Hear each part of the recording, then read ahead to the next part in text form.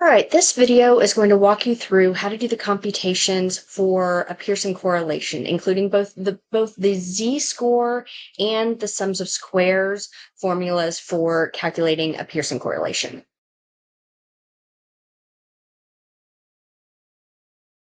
So just a reminder, the Pearson correlation is also known as the Pearson product moment correlation. And why it's called the product moment correlation will make a little bit more sense as we're going through these different formulas. And there are two main ways that we can compute a Pearson correlation. We can do this using z-scores, or we can use this, do kind of a computational formula using the sums of squares. I'm going to show you both of these because each one is kind of useful for different things. So the z-score formula is useful for understanding how we get R, what that R value is representing and things like that. The sums of squares formula helps understand a little bit more about what R actually means, what R means kind of conceptually, what that value means and what it represents. And so I'm going to show you both of these ways of doing it, but they're going to get you to the same ultimate value.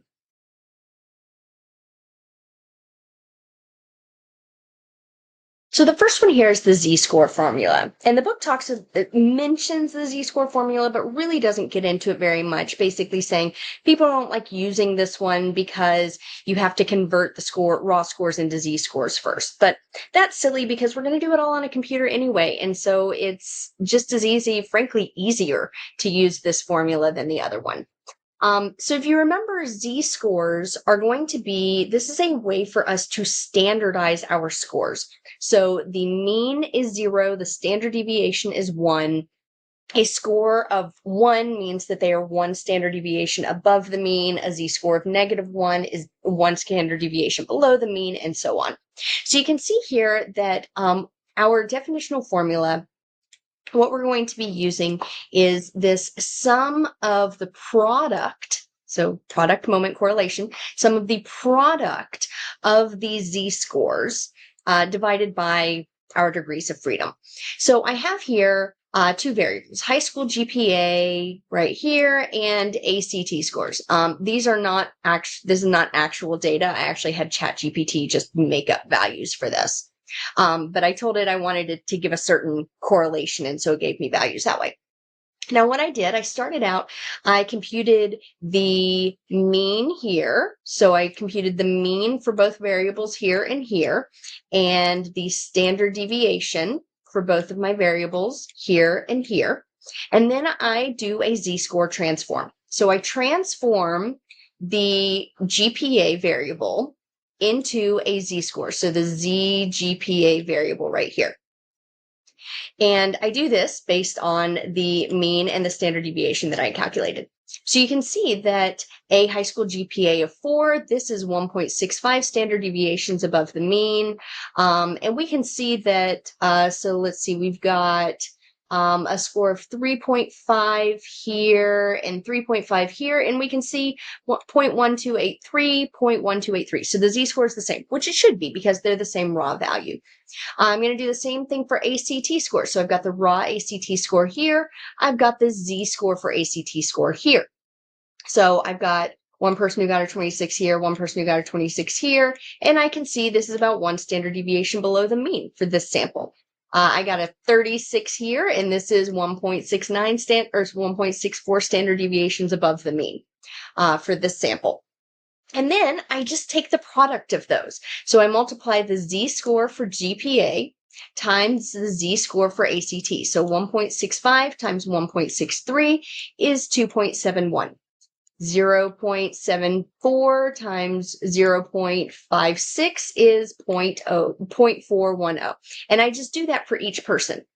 And then I add all of those up. I just take the sum of the product of the z-scores, and then I just divide it by my n-1. So I've got 20 different values here. So my n-1 is 19.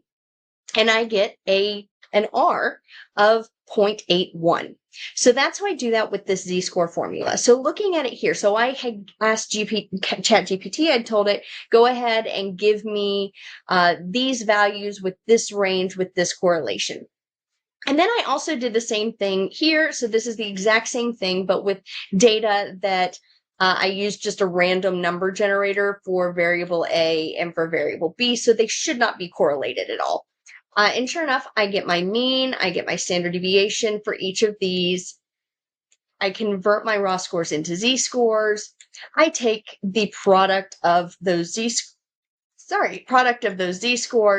and then I add them all up right here, and I get 1.61 over my n minus 1, and now I get an R of 0.08.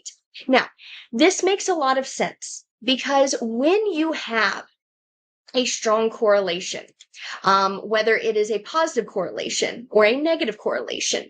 So a positive correlation is going to be scores, people who are high on one score are going to be high on the other score. If you are really low on one score, you're going to be really low on the other score. And so when you multiply those together, you're going to get a positive times a positive is a positive, a negative times a negative is a positive. So you're going to see pretty big scores here. If we had a negative correlation, this would mean being high on one score would mean that you were low on the other. So this would be a z-score here would be a negative z-score here, and then I would have a negative value. Being really low on this one would be associated with a positive score here, and then I would end up with a negative value here. So when I added all of those up, my sum, I would have a lot of negative scores because people who were high on one, so they were above the mean on one, therefore they had a positive z-score on one of them, would have a negative z-score on the other because they would be low on the other one. Whereas in my data set where there is pretty much zero correlation, I can see some people are high on one and low on one, but they're not really extreme scores. If you're, I can see 1.5 here and 0.9 here, but I mean, I've got a 1.9 here and a negative 0.04. I've got a negative 1.4 here and a 0.02. So being really high on one is not predicting being really high or really low on the other. So because of that, because I get these, when I multiply them together, I'm not ending up with any really big scores, any really big products. So here I've got some pretty big products. I've got a 4 here, I got a 2 here, 1.8, 0.8, I got a 1.2, a 1.3.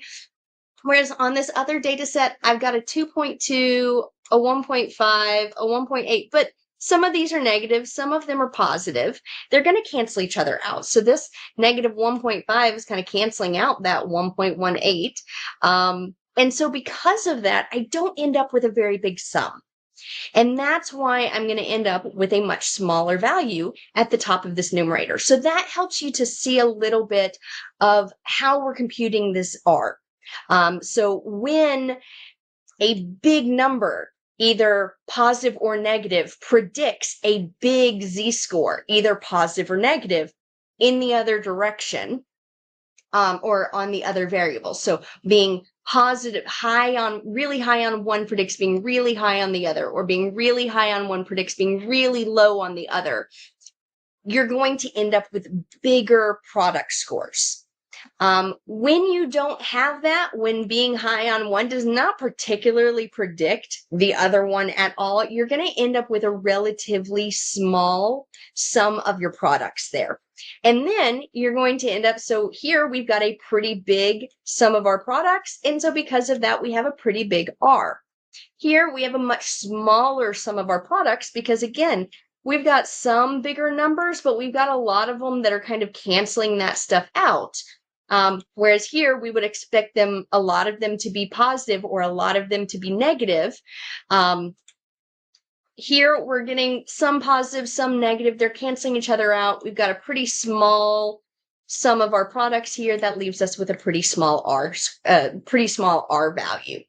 And so this helps you to see a little bit more clearly how the individual scores are actually contributing to the correlation coefficient.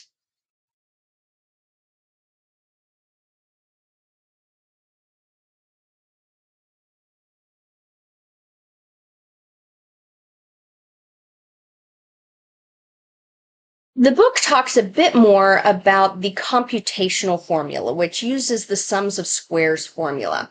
And normally I wouldn't present this one at all because you know how I feel about computational formulas if you've seen any of the videos that I've made, but this one's actually kind of useful because it helps to understand a little bit more of what R means conceptually.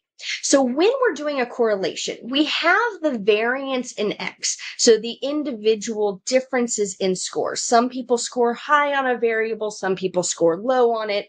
And we're interested in knowing how that matches with how they score high or low on another variable. And what we're really interested in is what's called the covariance. So how does GPA move? Some people have high GPAs, some people have low GPAs. How does ACT vary? ACT scores. Some people have high ACT scores, some people have low ACT scores. What we're interested in is where these two overlap, where we can predict being high on one predicts being high on the other, being high on one predicts being low on the other. Where we can kind of predict what your score is going to be. So what that covariance is.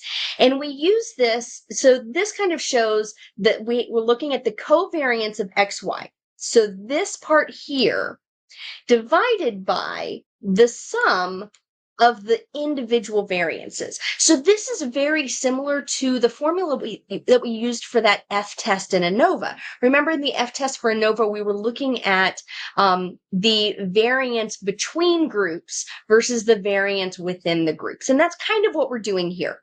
So we're looking at the variance of X and Y together versus the variance of X and Y separately.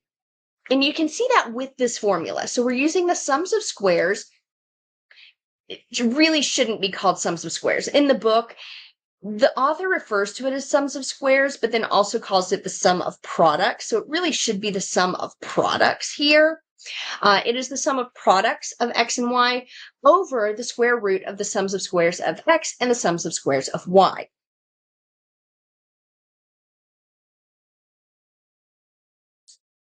All right, so you can see here that I have the same data from the earlier example. So I've got high school GPA variable here, ACT score here.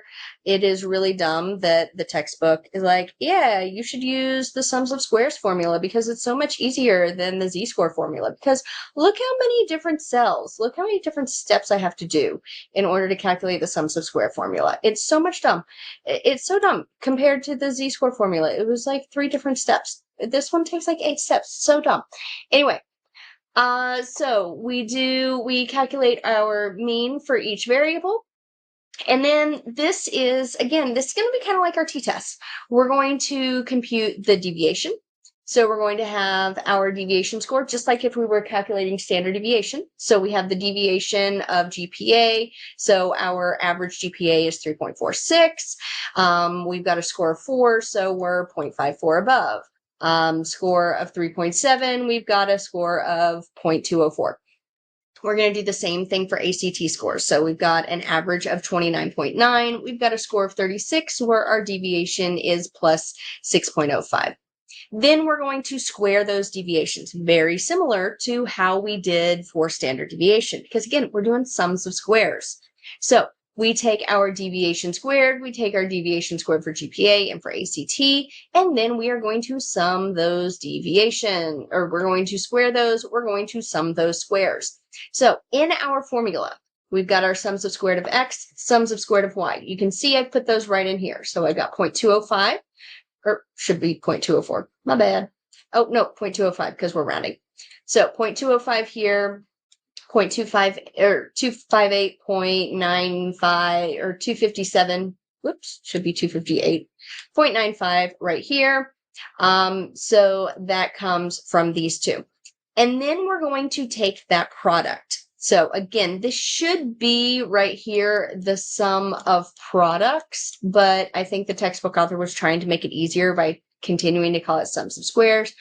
So we are going to take our product. So we're going to take the deviation here and the deviation here, and then we're going to multiply those together. Now, this may look very similar. That's because we did basically that. We were looking at the deviation for a z-score, the deviation for this z-score, and we're multiplying those together. So very similar concept here. But we're going to get those products there, and then we're going to add up those products. So we're getting our sum of products of x and y, the deviation of x and y. And that's going to be, the sum there is going to be 18.66. We're going to bring that down here. So we multiply our sums of squared for each of these deviations together. We get 529.89. We take the square root of that because, again, we have these squares. We're using sums of squares, so we need to put it back on the same scale as the original value. So we've got to take the square root of that.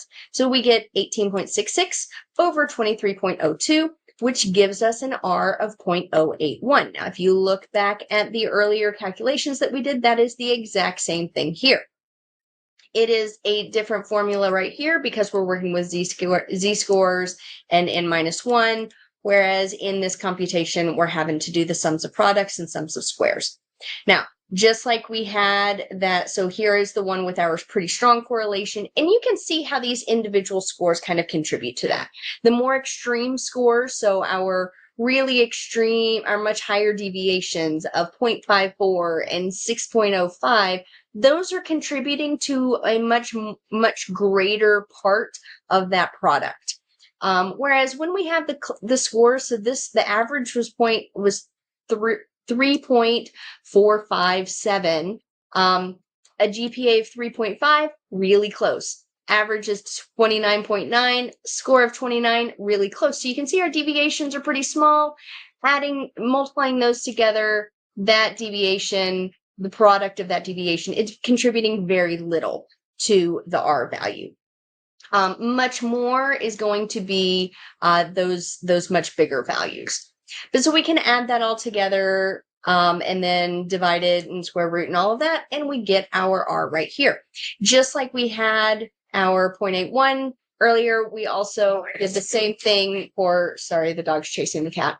I did the same thing for that other data set with very little correlation, and you can see we got an average down here of 11.3, here 30.3, and then I did basically the same thing. So take the deviation from the mean for each variable, square that deviation, take my sum of squares right here. Now these are much bigger, and that's because there's a lot of deviation. There's more deviation in there. So, but we've got those deviations, and then we're going to multiply those together. But just like we have bigger sums of squares here, because we're having some bigger deviations here, we're also seeing bigger products right here. So on the last one, our biggest product that we have was a 5.2.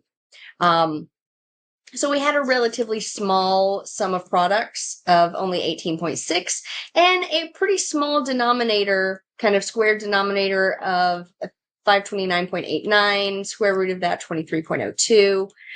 Here we're working with bigger numbers. So we've got 637 times 616. So we got a real big number there that we're taking the square root of. But we're also working with a pretty big product. Sum of products. And that's how we end up with this R of 0.08. And if we look back, we got the exact same thing using that z-score formula. So this kind of shows you this. I wanted to include the sums of squares one because it helps you see a little bit more of where the kind of Venn diagram here. So we're looking at the overall variance of X, the overall variance of Y, putting those together and then comparing that to the amount of variance of just the stuff that X and Y have in common. So that's what this is looking at. This is the deviation of X times the deviation of Y. And so it's showing how that X and Y covariance, where do they overlap? So you're able to see a little bit more of that ratio of the overlap versus the individual variance. And that's why I wanted to include the sums of squares formula as well, because it helps to show that a little bit more than that z-score formula does. Even though the z-score formula, the sums of square one makes it a little bit harder to see how kind of individual scores contribute to the actual R. So that's basically it for the Pearson correlation. As I mentioned in the reading guide, there are other correlations. There's point biserial, there's the Spearman rank, there's phi coefficient. So you need to know when those are used, what kinds of variables those are used for, but you don't need to worry about learning how to calculate those, because frankly, I use point biserial correlation occasionally when I'm doing things like evaluating whether or not an exam question is good. But other than that, frankly, I've never used the Spearman rank coefficient or the phi coefficient before outside of a stats course. They're not used all that often, not nearly as often as the Pearson correlation is. So you need to know when they're used and how they're used, but you really don't need to worry about learning how to compute them, which is why, frankly, the book doesn't even really go into that. It kind of shows you the formulas, but it doesn't give you any of the examples like it does for the Pearson correlation.